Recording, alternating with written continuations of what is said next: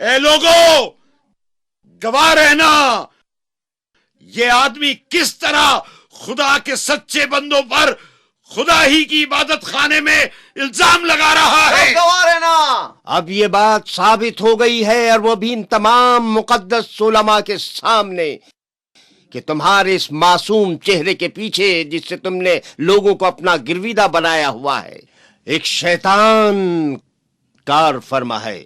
اور ہاں، اسی شیطان نے تمہیں اس قدر گستاخ کر دیا ہے کہ تم یہودی مذہب کی ان برگزیدہ ہستیوں اور ان عظیم مشائخ اور ان پاک و پاکیزہ علماء شریعت کی اور اس مقدس بزرگ کی توہین کر رہے ہو جو دین خدا کا پاک باز محافظ ہے۔ اے یہودی علماء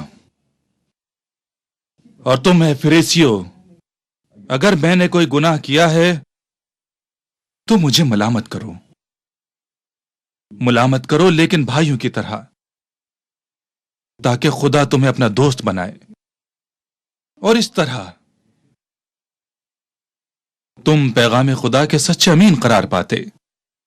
لیکن سب لوگ جانتے ہیں کہ تم لوگ مجھ سے دشمنی رکھتے ہو، اس لیے مجھے نصیحت ہی نہیں کر سکتے۔ تمہارے دلوں میں میرے لیے نفرت ہے۔ یہ بات ثابت کرتی ہے کہ تم لوگ ابراہیم خلیل اللہ کی اولاد نہیں ہو، صرف دعویٰ کرتے ہو۔ ابراہیم خدا سے اتنی محبت کرتے تھے کہ نہ صرف نمرود کے ان بتوں کو توڑا، بلکہ اپنے عظیم فرزند حضرت اسماعیل ذبیح اللہ کو بھی خدا کی رضا کے لیے قربانی کے لیے پیش کر دیا۔ اے بنی اسرائیل، جان لو میں خدا کا پیغمبر ہوں، اور میں تورات کی تائید کرتا ہوں، اور اس پیغمبر کی آمد کی بشارت دیتا ہوں جو خدا کا آخری نبی ہوگا، اور اس کا نام احمد ہوگا۔ بس کرو، بس۔ اپنی زبان بند رکھو، مار دو اسے، مار دو، قتل کر دو اسے، قتل کر دو اسے، مار دو اسے، مار دو اسے، قتل کر دو۔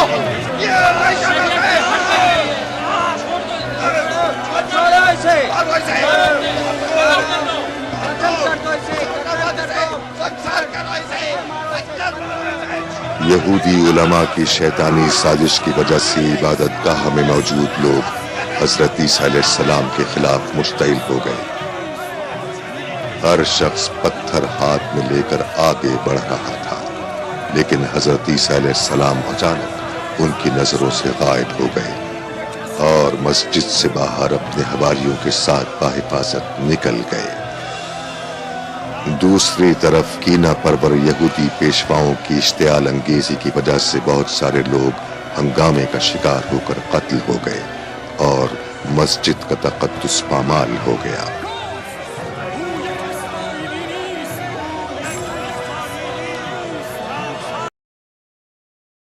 عیسیٰ ابن مریم جو ہیں جی، اس پلانٹ ارتھ پہ ٹاپ کی جو ڈومیننٹ پرسنالٹیز ہیں نا جی، ان میں سے ایک ہے، اس میں کوئی شک نہیں ہے۔ اتنی غیر معمولی پرسنالٹی ہے کہ اللہ تعالیٰ نے جس طرح کے معجزات عیسیٰ ابن مریم کو دیے کسی اور پیغمبر کو نہیں دیے، انکلوڈنگ اور پروفٹ صلی اللہ علیہ وآلہ وسلم۔ آپ صلی اللہ علیہ وآلہ وسلم کی جو اوور آل فضیلت تمام انبیاء کے اوپر وہ اسٹیبلش ہے، لیکن چند ایک خوبیاں ایسی ہیں جو اللہ تعالیٰ نے مختلف پیغمبروں میں بانٹ دی ہیں۔ مثلا موسیٰ علیہ السلام کو اللہ تعالیٰ نے وہ خوبی دی جو اور کسی پیغمبر کو نہیں دی، کہ اس پلانٹ ارتھ پہ ایک ہی شخص ہے جس سے اللہ نے کلام کیا، وَكَلَّمَ اللَّهُ مُوسَىٰ تَكْلِيمًا۔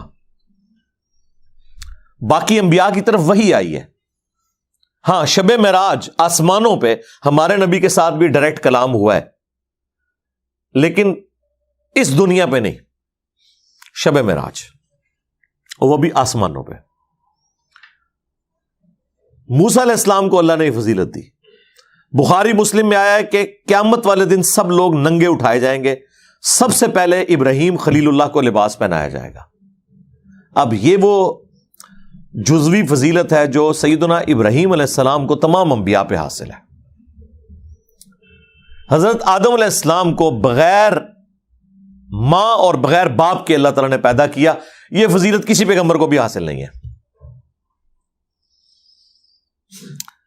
ہمارے نبی علیہ السلام کو صحیح مسلم میں آیا کہ اللہ تبارک و تعالیٰ نے جب شب معراج کے موقع پر انبیاء کرام کو جمع فرمایا یروشلم ایلیا میں بیت المقدس کے اندر، تو وہاں پر آپ نے امامت فرمائی انبیاء کرام علیہ السلام کی. یہ ایک اناؤنسمنٹ تھی اوور آل فضیلت کی، جو قرآن میں آیا تلک الرسل فضلنا بعضهم علی بعض. یہ اللہ کے رسول ہیں، بعض کو بعض پہ اللہ نے فضیلت دی ہے. یہ تفضیل بین الرسل یا عربی میں تفضیل بین الرسل، یہ عقیدہ عین ایمان ہے، اس میں کوئی کسی کو شک نہیں ہونا چاہیے. لیکن تفریق بین الرسل یہ کفر ہے، جو قرآن میں ہے لا نفرق بین احد منہم، ہم ان میں ایمان لانے میں کسی میں فرق نہیں کریں گے. ہمارے لیے عیسیٰ ابن مریم کو پیغمبر ماننا بھی اتنا ہی ضروری ہے جتنا کہ محمد رسول اللہ کو صلی اللہ علیہ وآلہ وسلم. وہ سورۃ النساء میں آیا کہ اگر کوئی شخص سٹارٹ میں پارہ نمبر 6 کے سٹارٹ میں سورۃ النساء میں کہ اللہ اور رسول میں بھی ایمان لانے میں فرق کرے یا رسولوں میں ایمان لانے میں فرق کر دے، وہ پکا کافر ہے. کہ ہم بعض پیغمبروں کو مانیں گے بعض کو نہیں مانیں گے، یا اللہ کو مانیں گے پیغمبروں کو نہیں مانیں گے، یا اپنے مرضی کے پیغمبروں کو مانیں گے باقیوں کو نہیں مانیں گے. جس طرح یہودیوں نے دیکھیں جیزس کرائسٹ کا انکار کر دیا اور کافر ہو گئے، حالانکہ پروفیسیز موجود تھیں ان کی کتابوں میں کہ ایک مسایہ آئیں گے. وہ مسایہ آئے، وہ ان کی حرام خوریوں کے اوپر مولویوں کو پادریوں کو بتاتے رہے، یروشلم میں لیکچرز دیتے رہے. لیکن وہی بات ہے کہ بھئی 80-90 سال کے جو بڈھے ہیں ان کے سامنے اگر ایک 25 سال کا کالی داڑھی والا نوجوان کھڑے ہو کے یہ کہے کہ حرام خوریاں چھوڑ دو، ٹھیک ہے، وہ تو کہتے تھے ہم تو بنی اسرائیل میں سے کسٹوڈین ہے، اس گدی کے اوپر بیٹھے ہوئے ہیں، ہیکل سلیمانی کے وارث ہم ہیں. اور ان کو حضرت عیسیٰ ابن مریم کے واز کیسے ہضم ہوں گے جبکہ وہ چن چن کے غلطیاں ان کی نکالتے تھے. میٹھی میٹھی باتیں تو نہیں تارے جمیسا والی انہوں نے کی ادھر، ورنہ تو سارے گلے لگا لیتے. وہ تو کہتے تم حرام خور ہو، سود خور ہو، اشرافیہ کے لیے تم نے اور قوانین بنائے ہوئے ہیں، عوام الناس کے لیے اور قوانین بنائے ہوئے ہیں، اپنے آپ کو کسٹوڈین کہتے ہو حضرت یعقوب علیہ السلام کی نسل کا، بنو اسرائیل کا، اور کرتوت تمہارے جو ہیں وہ شیاطین والے ہیں. سموچے اونٹ نکل جاتے ہو اور مچھر چھانتے رہتے ہو. اے لوگوں، گواہ رہنا یہ آدمی کس طرح خدا کے سچے بندوں پر خدا ہی کی عبادت خانے میں الزام لگا رہا ہے. گواہ رہنا اب یہ بات ثابت ہو گئی ہے، اور وہ بھی ان تمام مقدس علماء کے سامنے، کہ تمہارے اس معصوم چہرے کے پیچھے جس سے تم نے لوگوں کو اپنا گرویدہ بنایا ہوا ہے، ایک شیطان کار فرما ہے. اور ہاں، اسی شیطان نے تمہیں اس قدر گستاخ کر دیا ہے کہ تم یہودی مذہب کی ان برگزیدہ ہستیوں اور ان عظیم مشائخ اور ان پاک و پاکیزہ علماء شریعت کی اور اس مقدس بزرگ کی توہین کر رہے ہو جو دین خدا کا پاک باز محافظ ہے. اے یہودی علماء اور تم اے فریسیو، اگر میں نے کوئی گناہ کیا ہے تو مجھے ملامت کرو، لیکن بھائیوں کی طرح، تاکہ خدا تمہیں اپنا دوست بنائے، اور اس طرح تم پیغام خدا کے سچے امین قرار پاتے.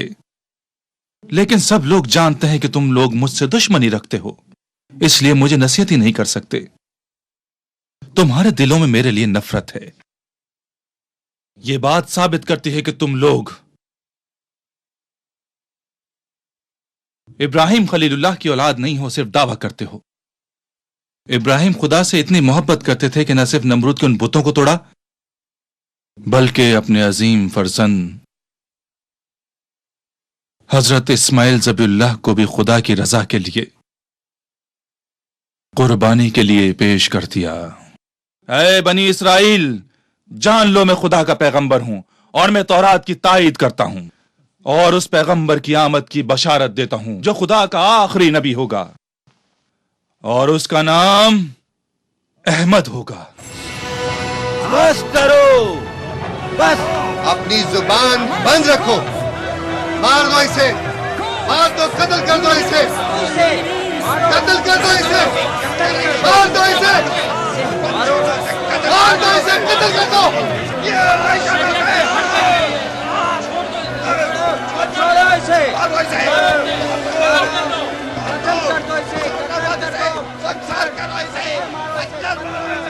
यहूदी उलमा की शैतानी साजिश की वजह से इबादत गाह में मौजूद लोग हजरत ईसा अलैहिस्सलाम के खिलाफ मुश्तइल हो गए।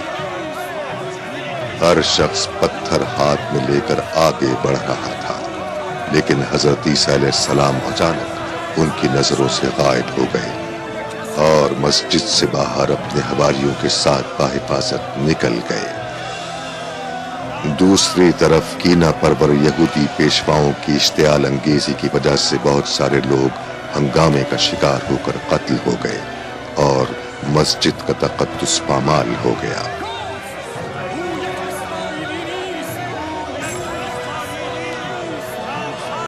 अब इस तरह की जो कड़वी कड़वी बातें हैं, इख्तलाफी मौज़ूआत जो हैं, ये कौन सुन सकता है? उन्होंने कहा जी इनको कत्ल करेंगे हम। कत्ल के फतवे जारी कर दिए। अल्लाह ताला ने मौज़ाना तौर पर ईसा इब्न मरियम को आसमानों पे उठा लिया। कुरान पाक में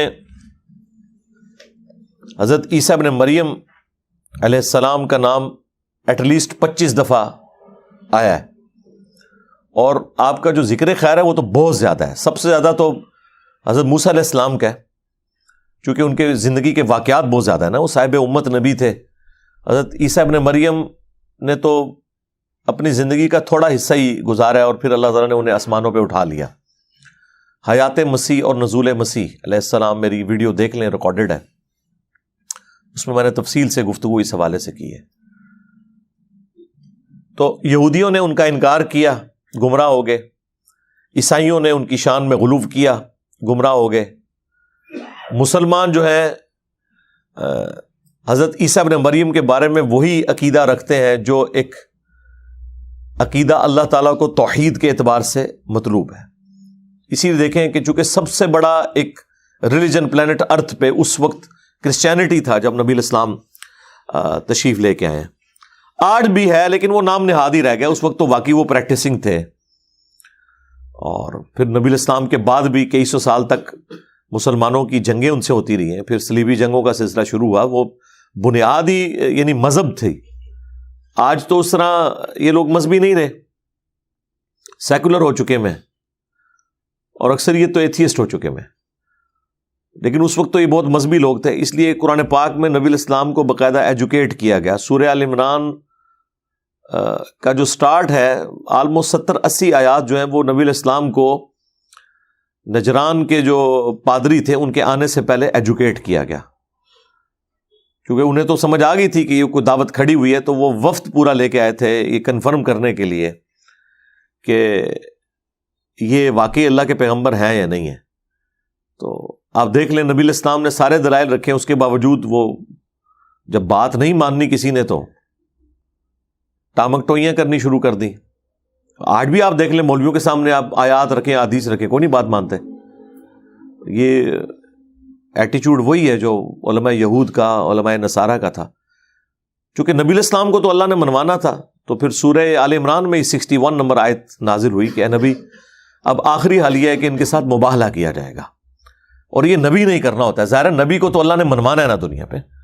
मेरा और आपका काम नहीं है कि हम जाके मोबाइल करें। यहाँ पे लोग मोबाइलों का एक दूसरे को चैलेंज करते रहते हैं। भाई हमने तो गिवन सर्कमस्टांसेस में जो पैगंबर की बात है वो सामने रखनी है। किसी को मोबाइल करने का शौक है, जाके हिंदुओं से मोबाइल करो, क्रिश्चियन से करो, उनसे तो कोई नहीं करता। मुसलमान एक दूसरे को चैलेंज दे रहे होते हैं कि जी मेरे साथ मोबाइल करो, अंदाजा करो। तो ये स्पेसिफिकली नबी का एक खासा है और वो अल्लाह तबारक व तआला ने ऐसा रोब डाला जब सूरह आल इमरान की आयत नंबर 61 नाजिल हुई कि नबी इनसे फरमाओ कि अपने बेटों को तुम ले आओ, हम भी अपने बेटों को ले आते हैं, तुम भी अपनी औरतों को ले आओ, हम भी अपनी औरतों को ले आते हैं, तुम खुद आ जाओ, हम भी खुद आते हैं। और फिर खुले मैदान में अल्लाह के हुजूर गिड़गिड़ाते हैं कि जो झूठा है اس پہ اللہ کی لعنت ہو.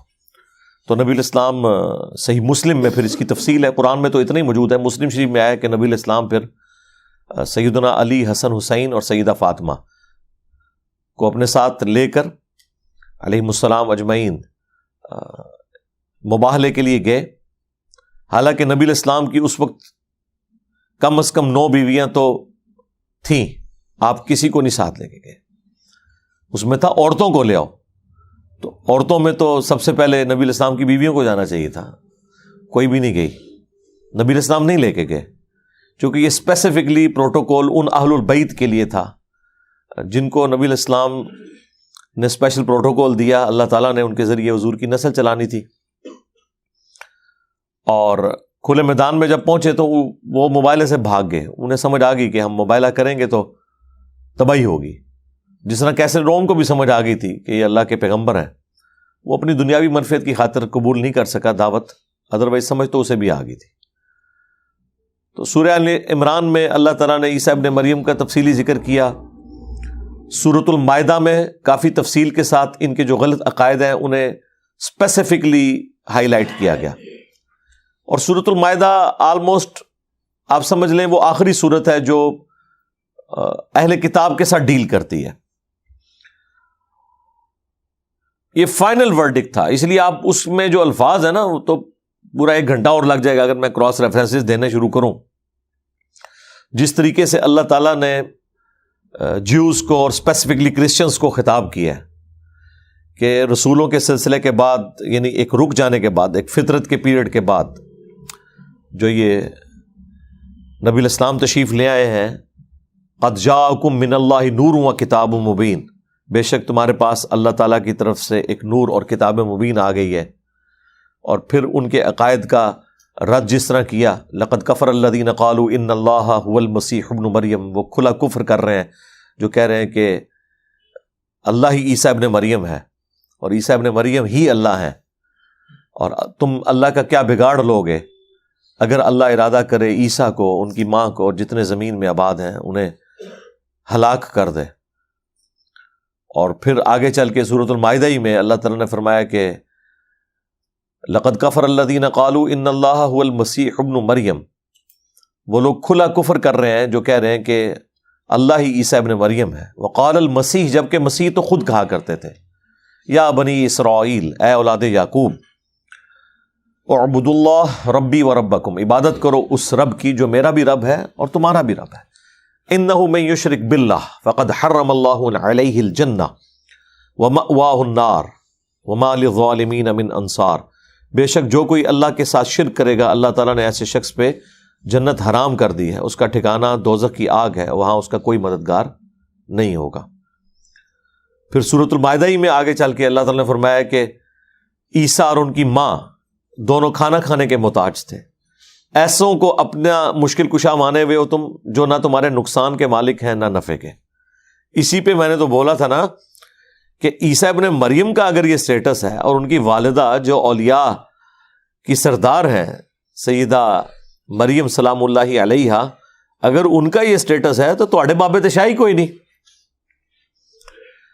اور پھر آگے چل کے جو فائنل کنکلوژن پھر سورۃ المائدہ کی ہوتی ہے نا، وہ قیامت کے دن کا منظر ہے جس میں اللہ تعالیٰ عیسیٰ ابن مریم کو کھڑا کریں گے اور پوچھیں گے کہ کیا تو نے لوگوں سے کہا تھا کہ تجھے اور تیری ماں کو اللہ کے سوا معبود چن لیا جائے؟ وہ کہیں گے اللہ مجھے کب شایع تھا کہ میں وہ بات کروں جس کا میں اہل نہیں ہوں. میں نے تو ان سے وہی کہا تھا جو تو نے مجھے وہی کیا تھا کہ عبادت کرو اللہ کی جو تمہارا بھی رب ہے اور میرا بھی رب ہے. اور بالفرض اگر میں نے کوئی ایسی بات کی تھی تو اے اللہ وہ تو جانتا ہے، جو تیرے جی میں ہے وہ میں نہیں جانتا، جو میرے جی میں ہے وہ تو جانتا ہے. یعنی اگر میرے دل میں بھی کہیں کوئی ایسی لالچ تھی تو تیرے علم میں ہے. میں ان پر گواہ تھا جب تک ان میں موجود تھا، جب تو نے مجھے اٹھا لیا تو ہی ان پر گواہ تھا. اب یہ تیرے بندے ہیں، چاہے انہیں بخش دے چاہے ان کے ساتھ عذاب والا معاملہ فرمائے. تو اللہ تعالیٰ فرمائے گا آج کا وہ دن ہے جس دن سچوں کو ان کا عقیدہ ہی فائدہ دے گا. یعنی عیسیٰ ابن مریم تو اعلان برات کر دیں گے اپنے ماننے والوں سے جو اس حوالے سے ان کے بارے میں غلط عقائد کلیم کیے ہیں. پھر جو ان کا مرزانہ پیدائش کا ذکر ہے وہ سورہ آل عمران کے اندر ہے اور پھر سورہ مریم میں. بغیر باپ کے پیدا کیا اللہ تعالیٰ نے انہیں، اسی لیے سورۃ النساء میں اللہ تعالیٰ نے فرمایا یہ روح من، اللہ کی طرف سے خاص روح ہے.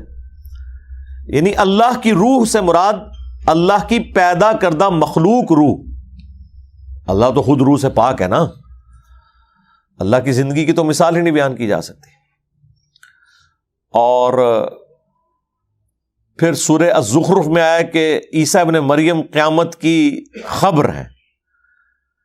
اور سورہ آل عمران میں ذکر آیا کہ اللہ تعالیٰ نے انہیں اوپر اٹھا لیا اور ان کے خلاف مکر کرنے والے لوگوں کو ذلیل و خوار کیا. واللہ خیر الماکرین، اللہ کی خفیہ تدبیر سب سے بہتر تھی. اور سورۃ النساء میں تو بڑی یعنی تفصیل کے ساتھ اس چیز کو ڈسکس کیا. وما قتلوہ وما صلبوہ ولکن شبہ لہم، نہ تو وہ قتل کیے گئے نہ صلیب دیے گئے بلکہ معاملہ مشتبہ ہو گیا، ایمبیگوس ہو گیا. اور پھر اللہ تعالیٰ نے فرمایا بلکہ اللہ نے انہیں اپنی طرف اٹھا لیا اور اہل کتاب میں سے کوئی نہیں بچے گا مگر یہ کہ وہ ان کی موت سے پہلے ان پر ایمان لے آئے گا. اور اس کے اندر آپ کا دنیا میں دوبارہ آنے کا ذکر بھی موجود ہے، کیونکہ اسی آیت کے کانٹیکسٹ میں بخاری مسلم میں حضرت ابو ہریرہ رضی اللہ تعالیٰ عنہ کی حدیث ہے کہ جب عیسیٰ ابن مریم دنیا میں دوبارہ آئیں گے تو سب لوگ ان پر ایمان لے آئیں گے. اور اس کا ذکر اس آیت میں پھر وہ حضرت ابو ہریرہ وہ آیت تلاوت کیا کرتے تھے. اس ٹاپک پہ میں تفصیلی، یہ غامدی صاحب نے جتنے چوہے چھوڑے ہیں نا، میں نے لاجیکل جواب ایک ایک بات کا دیا، ٹھیک ہے نا. ایک صرف اس طرح ہاتھ کر کے یا کوئی اپنا کوئی ایک نظریہ پیش کر کے نہیں بات ہوتی. بات وہ ہوگی جو ریٹن میں ہے موجود کہیں پہ. آپ نے اپنی خواہشات کا نام دین رکھنا ہے تو وہ تو میرے بھائی تمام مکاتب فکر نے اپنی خواہشات کا نام دین رکھا ہوا ہے. جو تصوف کے ماننے والے ہیں انہیں اس میں مزہ آتا ہے، جو بتوں کے پجاری ہیں ان کو اس میں مزہ آتا ہے. یہ دین تو ایک علم کی دنیا ہے. علم کی دنیا میں آپ قرآن، سنت، اجماع امت، یہ تین مین دلائل ہیں جس کو لے کے سارے معاملات کو لے کے چلتے ہیں. تو میں نے ایک ایک چیز کا جواب دیا ہے اس میں. اور پھر اللہ تعالیٰ نے سورۃ النساء میں جس طریقے سے جھنجھوڑا ہے نا، ان کا وہم نکالا ہے کرسچنز کا کہ عیسیٰ ابن مریم کبھی آر محسوس نہیں کریں گے اس بات سے کہ انہیں کوئی کہے کہ وہ اللہ کے بندے ہیں. یعنی پیغمبروں کا یہ فخر ہے کہ وہ اپنے آپ کو اللہ کا بندہ سمجھیں. یہاں تو عام مولوی نہیں ہے سننے کے لیے تیار. آج تک کسی مولوی کے ساتھ اشتہار پہ لکھا ہوا آپ نے پایا ہے اللہ کا بندہ مولانا فلاں؟ یہ لکھ کے بھی دیکھ لیں. وہ اتنی دمے سال لگواتے ہیں، شیخ الحدیث، استاذ العلماء، علماء کے بھی استاد. اور علماء کو کیا مدرسوں میں سکھاتے ہیں وہ ویڈیو لیکس میں پتہ چلتا رہتا ہے. یہ ان علماء کے استاد اللہ ماشاءاللہ اچھے لوگ بھی ہیں. اب مجھ سے نہیں آپ نے پوچھنا کون سے ہیں، میں کسی کی کوئی گارنٹی نہیں دیتا. تو اللہ تعالیٰ ہمارا کہ عیسیٰ ابن مریم اس بات سے آر محسوس نہیں کریں گے کہ انہیں اللہ کا بندہ کہا جائے، اور نہ کوئی مقرر فرشتہ.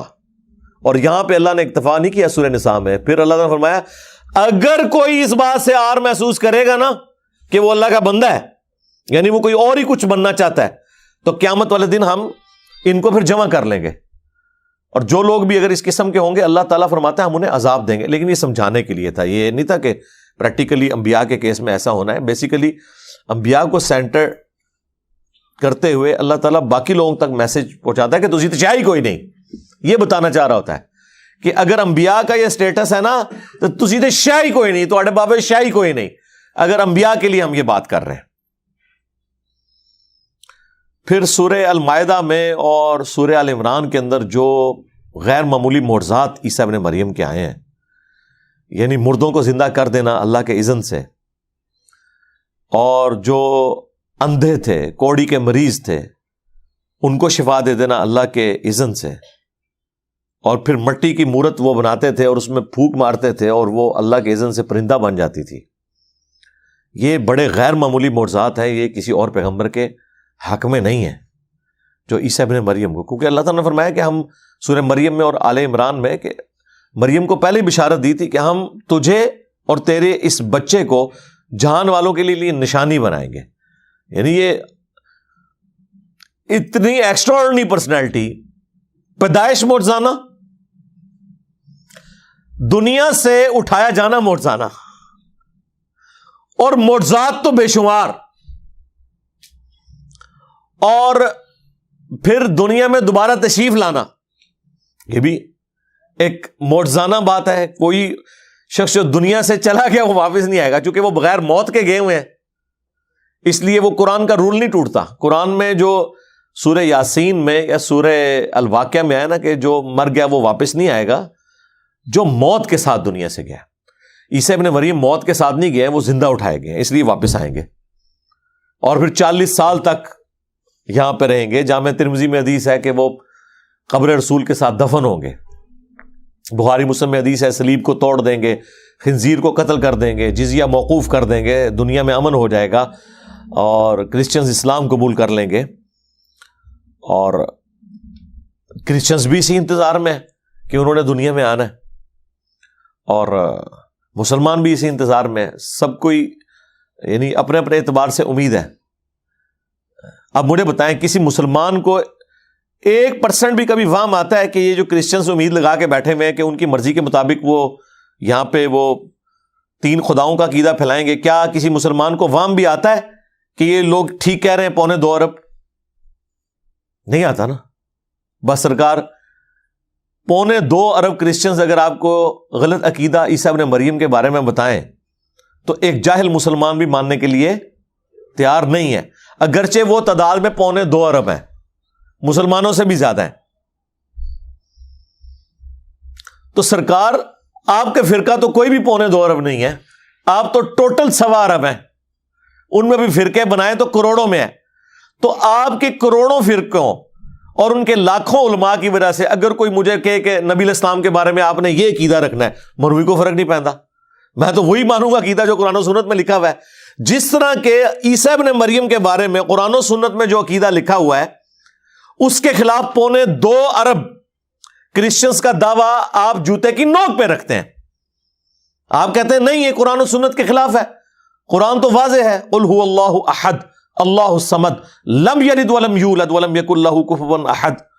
قرآن تو واضح ہے اس عقیدے میں کہ اللہ کا نہ کوئی بیٹا ہے اور نہ اس کا کوئی باپ ہے، اور پھر سورہ مریم میں جس شان سے آیا کہ قریب آسمان پھٹ پڑے اور زمین شک ہو جائے اور پہاڑ ریزہ ریزہ ہو جائیں، ان دعوا للرحمن ولدا، کہ انہوں نے رحمان کے لیے بیٹا تجویز کیا، تو آپ کہتے ہیں ہم تو قطعاً ماننے کے لیے تیار نہیں ہیں۔ تو بھائی 2.25 ارب لوگوں کی چیخو پکار آپ سننے کے لیے تیار نہیں ہیں، تو آپ کروڑوں میں بھی ہو، ہم آپ کی چیخوں کو کبھی خاطر میں نہیں لائیں گے۔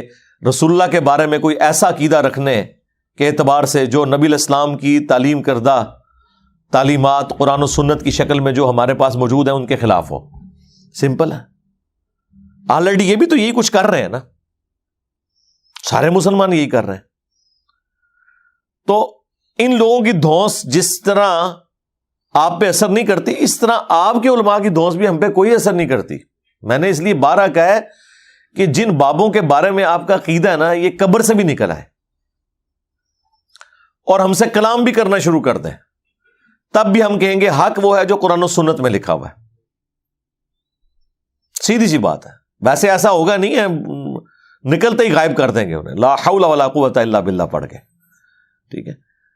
لیکن میں یہ سمجھانے کے لیے کہہ رہا ہوں کہ اگر ایسا ہو بھی جائے تو کوئی فرق نہیں پڑتا۔ یہی تو امتحان ہے آپ کے لیے کہ آپ نے قرآن و سنت کو ماننا ہے یا دجال کے فالوورز کی طرح آپ نے شعبدہ بازیوں سے امپریس ہونا ہے۔ وہ دجال کے پیچھے جتنے لگیں گے وہ شعبدہ بازیوں سے امپریس ہوں گے نا۔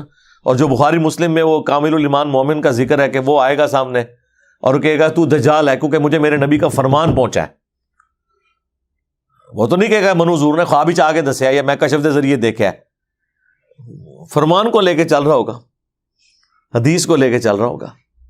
تو آج بھی جو قرآن و سنت کو لے کے چل رہے ہیں وہی الحمدللہ حق پہ ہیں، کیونکہ اللہ تعالیٰ نے اس دین کی حفاظت کی ذمہ داری لی ہے، اور قیامت تک کے لیے انشاءاللہ تعالیٰ یہ دین قائم رہے گا اسی طریقے سے اپنی سچائی کے ساتھ۔ اور بخاری مسلم میں حدیث ہے میری امت کا ایک گروہ قیامت تک حق پہ قائم رہے گا، کوئی نقصان پہنچانے والا انہیں نقصان نہیں پہنچا سکے گا، وہ غالب ہی رہیں گے۔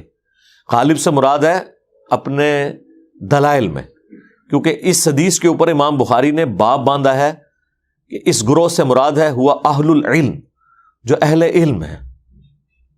تو علم تو دیکھ لیں ان کی موت ہے، ذرا سی علمی بات کریں. یقین کریں یہ میں کوئی تکبر کے طور پہ بات نہیں کر رہا، میں آپ کو ریئل اپنی کیفیت بتا رہا ہوں. میری کوشش ہوتی ہے کہ میں مخالف علماء کی نا ویڈیوز لگا کے نا سنوں کہ یہ کیا کہتے ہیں. تو جب کبھی بھی میں نے کوئی ویڈیو لگائی ہے نا تو 5 منٹ کے بعد نہ میں بند کرنے پہ مجبور ہو جاتا ہوں. نہ کوئی آیت پیش کرتے ہیں، نہ کوئی حدیث پیش کرتے ہیں. ہمارے نزدیک یہ ہے. اب مجھے بتائیں جب کوئی ایسا بیان کر رہا ہے تو آپ کو کوفتی ہوگی. پھر اینڈ پہ میں اپنی ویڈیو خود ہی لگا کے بیٹھ جاتا ہوں اور پھر میں اسے انجوائے کرتا ہوں. ہم تو صرف عرض کرتے ہیں کہ مرنے سے پہلے اے مسلمان کر لے اس پہ غور، کتابوں کا خدا اور ہے اور ان بابوں کا اور ان کے بابوں کا خدا اور. اگرچہ وہ اسی خدا کو مانتے تھے، وہ تو ہندو بھی اسی خدا کو مانتے ہیں، لیکن ان تعلیمات کے ساتھ مانے جو اس شخص پہ نازل ہوئی ہیں جس کی قبر مدینے میں ہے.